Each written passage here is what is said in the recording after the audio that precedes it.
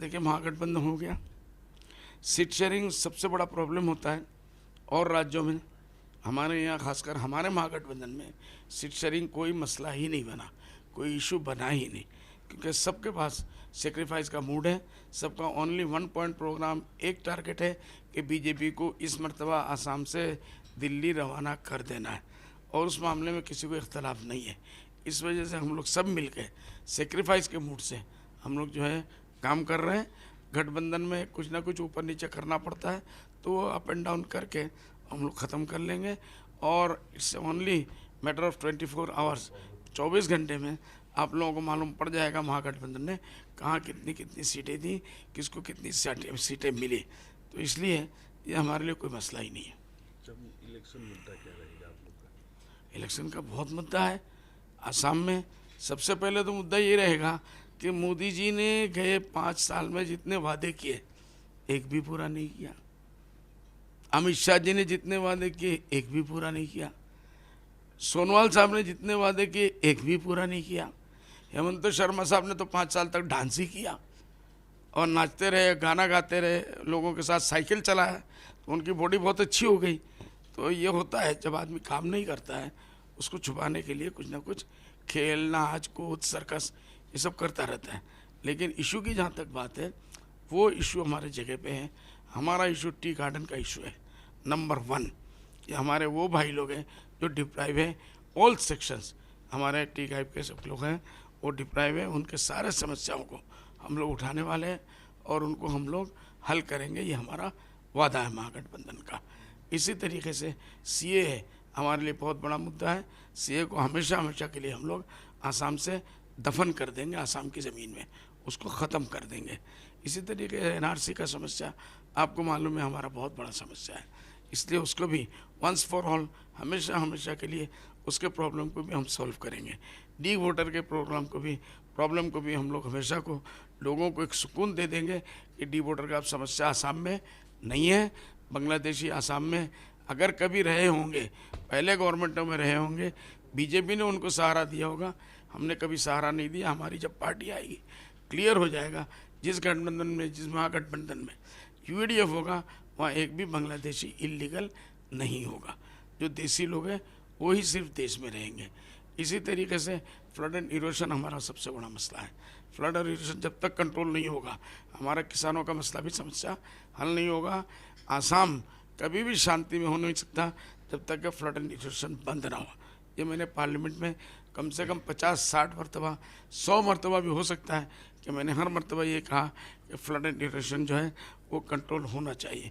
महंगाई किसी तरीके से, आज चावल का जो, दाल का जो भाव था, फ्रूट्स का जो था, जो 5 साल पहले 20, 25, 24 रुपया था, आज वो 100 रुपया हो चुका है।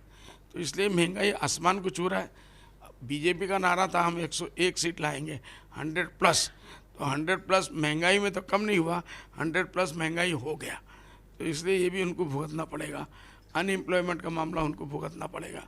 मोदी जी ने पूरे इंडिया में ये कहा कि हम लोग 100 को जो है 2 करोड़ नौकरी मैं दूंगा। आज तक उन्होंने 2 करोड़ का क्या 1 रुपये का भी नहीं दिया नौकरी। आसाम में आके 25 लाख कहा तो 1 लाख भी नहीं दिया। नौकरी देना तो बहुत दूर की बात है। इसी तरीके से और जितनी समस्या है, महंगाई का हमारा समस्या, और जो अनएम्प्लॉयमेंट का समस्या, एजुकेशन का मसला, आज हमारे बच्चों को 85% बच्चों को बाहर जाके पढ़ना पड़ रहा है। वहाँ उनके साथ रेप की घटनाएं जैसी हो रही है। क्यों हो रहा है? इसलिए कि आसाम गवर्नमेंट ने इतने कॉलेजेस नहीं बनाए, इतने हायर स्टडीज़ के प्रतिष्ठान नहीं बनाए, जिसकी वजह से ये बच्चों को बाहर जाना नहीं पड़ता। क्यों बाहर जाने की ज़रूरत है? हम अपने यहाँ ही रहेंगे, हम अपने यहाँ ही पढ़ेंगे। तो इसलिए इन सब चीज़ों को देखते हुए, और हमारे इश्यूज़ हैं बहुत से, जिसको इंडस्ट्रीज़ का, आज इंडस्ट्रीज डेवलपमेंट बिल्कुल नहीं है। मैंने पार्लियामेंट में कहा था कि आसाम एक ऐसा राज्य है जहाँ इंडस्ट्री रोज़ाना बंद होता है। पूरे भारत में जहाँ भी है वो इंडस्ट्रियल डेवलपमेंट पॉलिसी है, वहाँ रोज़ाना एक पॉलिसी नया बनता है, एक इंडस्ट्री नया बनता है। बाहर की इंडस्ट्री आती है, हमारे यहाँ जो है वो भी ख़त्म हो रही है। इसीलिए हमने दोनों पेपर मिले, इसका हमने ऐलान किया है कि हमारी पार्टी आएगी तो हम दोनों पेपर मिल, जूट जो हमारा जागी रोड पेपर मिल और कछाड़ पेपर मिल, ये दोनों को हम लोग खोलेंगे इंशाअल्लाह। इसी तरीके से लैंड का पट्टा, आपको मालूम है आज 70 साल से लोग ब्रह्मपुत्र नदी के आजू बाजू में जितना फ्लड इरोशन के वजह से लाखों नहीं अब तो करोड़ों लोगों में जो है ये हो गया है कि उनके पास अपनी ज़मीनें नहीं है, बेघर हो जाते हैं, उनके पट्टे ख़त्म हो जाते हैं, उनके डॉक्यूमेंट्स उड़ के चले जाते हैं। गवर्नमेंट इस मामले में कुछ नहीं करती। बस कुछ दिन के बाद यहाँ मालूम हुआ 2000 घरों को उड़ा दिया, परसों मालूम हुआ 3000 घरों को उड़ा दिया।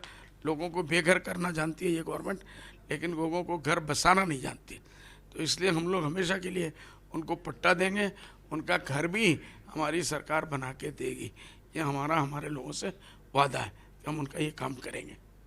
इसी तरीके से हेल्थ और एजुकेशन में आप देखिए, हेल्थ का तो ये हाल है, आज जितनी आबादी में डॉक्टर चाहिए 1300 की एक आबादी में एक डॉक्टर है, 3000 के आबादी में एक नर्स है। मेरा धुबड़ी में जहाँ के मैं जीत के आता हूँ वहाँ पूरे धुबड़ी में 18 लाख की आबादी में एक गायनो डॉक्टर नहीं है। कैसा चल रहा होगा ये मुल्क? तो ये हमें देखने की चीज़ है। एजुकेशन के बारे में तो मैं पहले ही कह चुका हूँ। इसलिए इन चीज़ों को लेकर हम लोग जो है वो अपना इन लोगों के पास सारे हमारे इश्यूज़ हैं, इसके ऊपर हम लड़ेंगे, इसको लोगों को बताएंगे। इसके ना होने वजह से लोगों को परेशानी क्या है। सिर्फ डांस करने से स्टेज पे आकर लोगों का मुल्क का भला नहीं होता है, सिर्फ झूठे वादे करने से मुल्क का भला नहीं होता है, बल्कि उनका कुछ ना कुछ करना पड़ता है।